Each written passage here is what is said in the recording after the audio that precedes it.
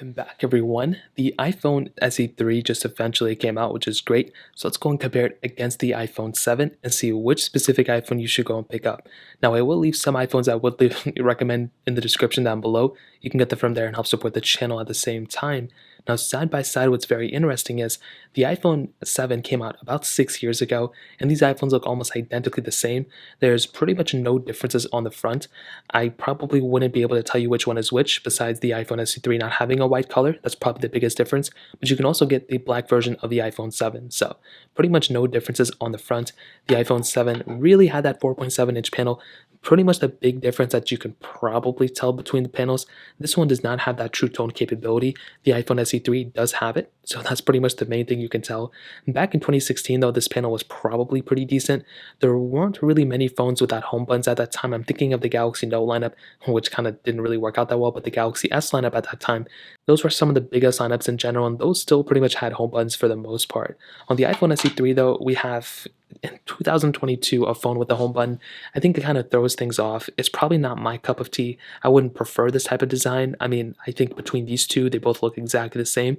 And for 6 years of evolution between these two, I think it's kind of weird. But the one way to look at it, this was a flagship of 2016. This is now a budget phone.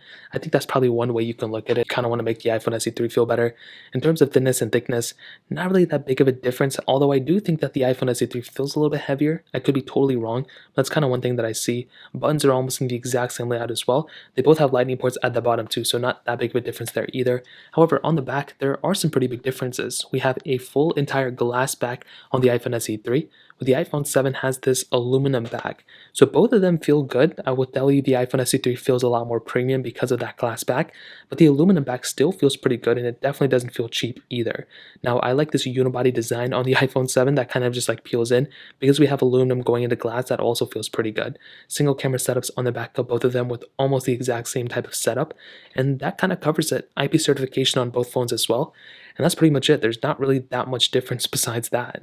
Now, there is a massive difference in terms of the longevity between them. The iPhone 7, like I mentioned, came out in 2016 actually. So because of that, this iPhone is probably going to be getting iOS 16, and that's pretty much it. From everything that I've heard, from all the rumors and everything, it doesn't seem like this iPhone's going to be lasting that much longer. Is that a big deal? I mean, it totally depends. I don't think there's too many people who are using iPhone 7s anymore. However, if you want to go and upgrade to another iPhone that's still supported, the iPhone SE3 is probably the better way to go. I mean, this iPhone is pretty much just starting off with software, and that's probably its biggest advantage. It has the latest chipset inside of it. Because of that, it's probably going to last 5 years, probably at minimum.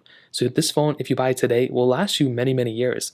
However, it probably wouldn't be the iPhone I would recommend buying, but it is one of those options you have if you want one of the longest lasting phones in the lineup. So I think that kind of makes sense to me. But I think if you still have an iPhone 7, you may be able to squeeze out maybe like another year out of it. But the SE3 just makes sense to going up to this phone at that point. So that covers it up there. Now let's go into a speed comparison between both these devices. The iPhone 7 had that Apple A10 Fusion chip inside of it with 2 GB of RAM. The SE3 has that Apple A15 Bionic chip inside of it with 4 GB of RAM. So let's go and see which one is the faster one between both of these.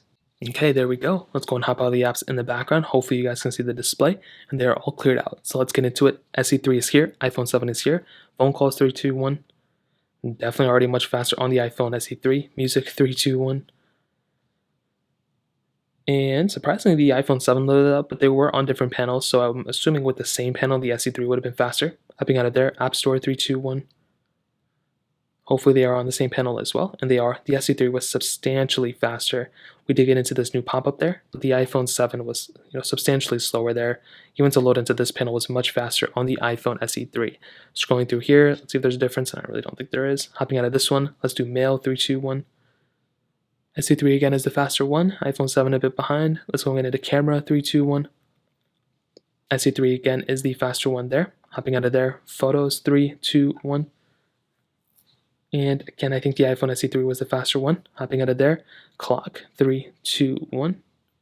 Yeah, definitely faster on the SE3. Settings 3, 2, 1. Yeah, iPhone SE3 again is the faster one. And that kind of covers up, let's do Apple TV 3, 2, 1. And even this one was faster on the iPhone SE3. I generally did not know which one was going to be faster there. Let's go and hop out of this one. And as always, we have a bunch of these third-party applications we can go and get into. Facebook 3, 2, 1. SE3 like almost instantaneous. iPhone 7 a little bit behind. Fruit Ninja 321.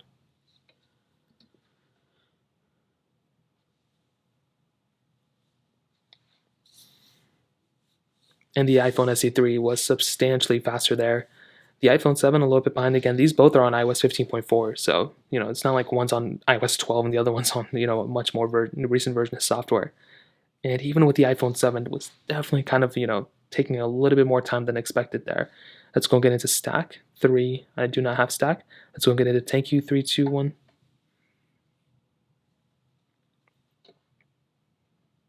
And as you can see, much faster on the iPhone SE3 for sure. And the iPhone 7 did get into a pop-up, but still it was going to be faster on the SE3 regardless. Snake vs. Blocks 321.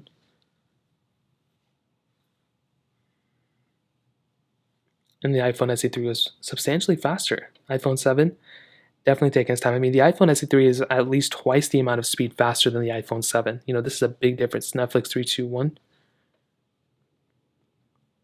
I mean, look at that. The iPhone SE3 is like instantaneous almost compared to the iPhone 7.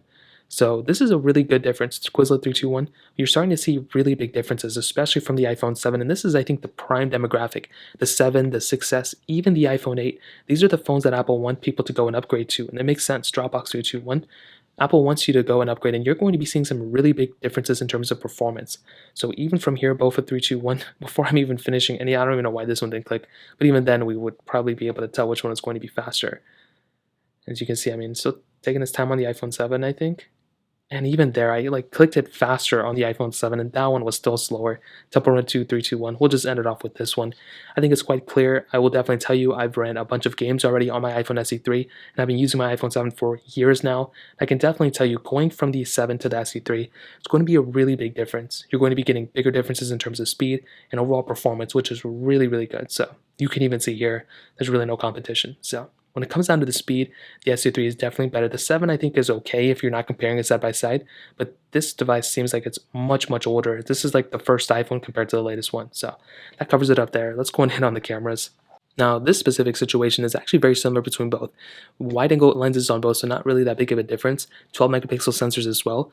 The 7 can do 4K at 30. The SE2 can do 4K at 60, so that's a pretty big thing to keep in mind. You're also getting a much better front-facing camera on the SE2 or SE3 as well. Now, with the 7, I think when it first came out, like I mentioned, it was probably the best camera of that time. Unfortunately, it really isn't that great anymore. It's kind of grainy, so that was one thing that I kind of had an issue with. There's no portrait mode. There's no 4K at 60 on this device either. The front camera really isn't amazing anymore either, and that's pretty much it. I mean, it's not a bad camera, but compared to something like the SE3, it is showing its age for sure. The SE3, though, definitely a much better camera without a doubt. I mean, you're getting a much better lens on the back, so you're getting 4K at 60, which is great, and it's overall a much better quality lens. Really, the thing that I don't like about it is that it's missing an ultra-wide lens or a telephoto lens, but the 7 also doesn't have it either, so it's really not that big of a difference. I think you're getting a much better camera here, portrait mode as well, and the whole 9 yards, so it's a really good camera. It's not as capable as something like an iPhone 13, but it's still a pretty good camera for sure. And now that kind of takes us to the end, and I'm going to be completely honest, I think if you have a 7, going up to really any iPhone after the iPhone 7 is probably the best way to go. You're going to be seeing big differences, including the iPhone SE3. This is a really worthwhile upgrade in my opinion. You're getting a much better phone. The same build quality can be a little deceiving, but you're getting things like much faster performance, a much longer lasting phone, better battery life by a little bit, newer features, newer software that are going to be coming out in the future, better build quality, a better camera as well. But for $429, you can also get a really decent priced used iPhone, like an iPhone 11 Pro, and probably get a much better experience off that phone than this one. But the 7, I think, it had its time. Unfortunately, it's pretty dated, and it wouldn't be my first choice anymore. I think it's still an okay phone if you still own it, but I wouldn't go and buy this iPhone anymore. I think it's completely outdated. I would recommend going to something like an iPhone 10R at the minimum, an iPhone 10 at the minimum even. The 7 is probably not that great. Going from an iPhone 7 to an iPhone 10 is also a pretty big upgrade too, so you don't necessarily have to spend $429 on this. You can spend like $330 on an iPhone 10 and pretty much have a really decent experience with it too. So that kind of covers it, to be honest. If you guys have any other questions or anything like that, let me know in the comment section below. Hit the like button, that would mean so much, but definitely hit that subscribe button.